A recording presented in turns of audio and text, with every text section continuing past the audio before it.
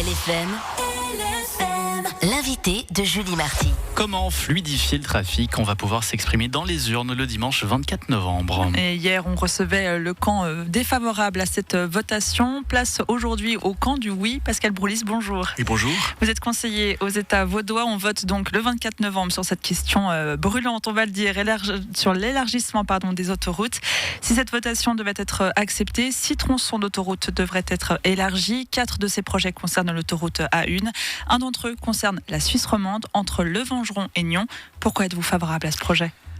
C'est une opportunité, tout d'abord, de fluidifier le trafic, clairement. Pour ceux qui disent que c'est faux, c'est fluidifier le trafic. Ensuite, c'est continuer cette paix des transports, puisqu'on sait qu'il faut une mixité entre le train. On investit beaucoup d'argent dans le train, mais on sait que le train ne peut pas absorber l'entier du trafic, surtout aux heures de pointe. Et donc, c'est garantir un projet en Suisse romande qui permet de continuer à soutenir la métropole lémanique, composée de Genève, de Vaud, de Fribourg et implicitement aussi de Neuchâtel, les cantons voisins et amis. L'autoroute a été inaugurée en 1964, il y a 60 ans. Il n'y a pas eu d'aménagement, de vrai aménagement en tout cas depuis.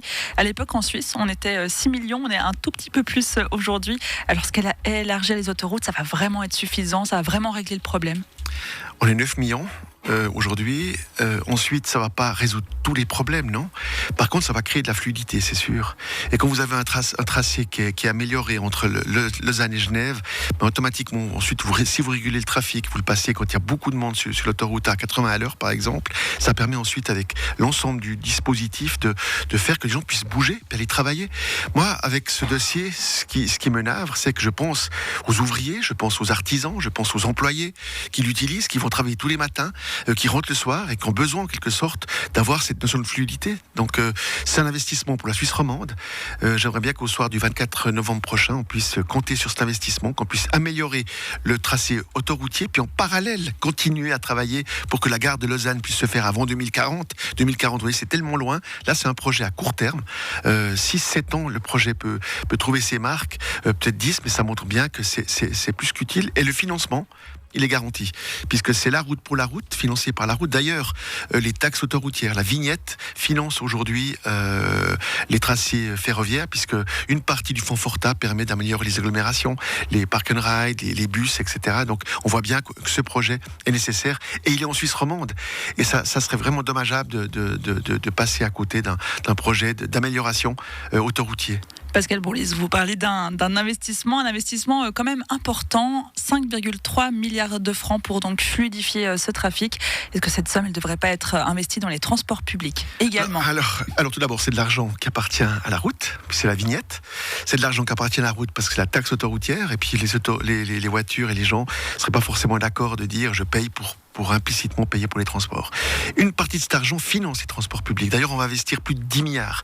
Je suis vice-président de Westrail, donc je me bats aussi avec le lobby du train, parce que je pense que les deux sont indissociables. Un va avec l'autre. C'est comme également ceux qui voudraient supprimer l'avion.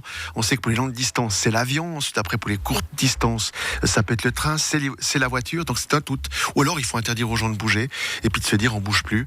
Et puis l'artisan, l'ouvrier qui se lève, qui va travailler, eh bien, se trouverait en quelque sorte empêché par des bouchons et une non-fluidité.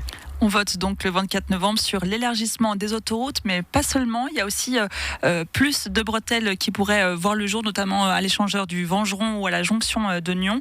Est-ce que ces goulets d'étranglement que l'on voit notamment sur la Une, ils ne vont pas juste se déplacer et rendre la circulation plus difficile proche des autoroutes ? Alors tout d'abord, il faut savoir qu'en principe, ça marche par maillage. Les gens prennent l'autoroute, puis si tout d'un coup il y a des problèmes. D'ailleurs, on l'a vu qu'on va fêter dans quelques jours le trou de Tolochna. Et on a vu que tout d'un coup, tout le réseau ferroviaire bloqué avec le trou de Tolochna. Qu'est-ce qu'on a fait ? On a pris automatiquement la route. Revenons à votre question.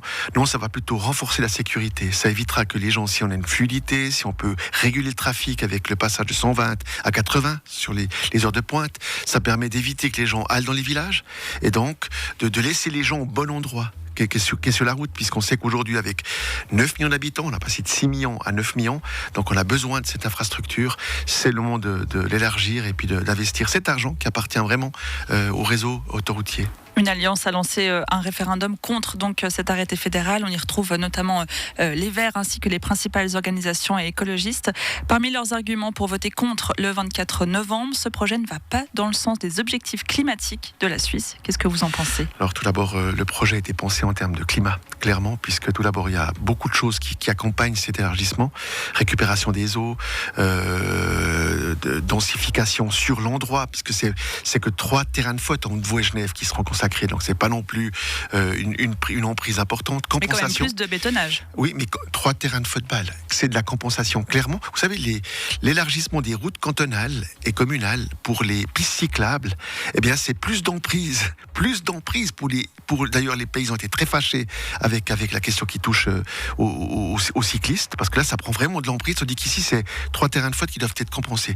Revenons à votre question. Ensuite, on a une transition. Alors parfois on peut être pour ou contre. Il y a une transition du thermique, la voiture à essence, sur l'électrique.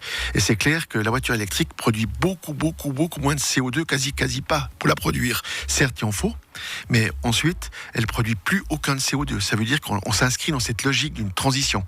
Et je rappelle que la mobilité, depuis les années 50, fait partie intégrante de cette liberté de pouvoir bouger sur le territoire. Les gens aiment bouger. Les gens ont besoin aussi de pouvoir voyager sur le territoire en plusieurs domiciles. Donc c'est aussi un point qui est crucial à avoir à l'esprit. Selon le premier sondage SSR, l'élargissement des autoroutes serait accepté à une courte majorité. Résultat en tout cas dans les urnes, ce sera pour le 24 novembre. Pascal Broulis, vous êtes conseiller aux États vaudois. Merci d'avoir été avec nous. Merci à vous. 7h27, bienvenue sur LFM. LFM.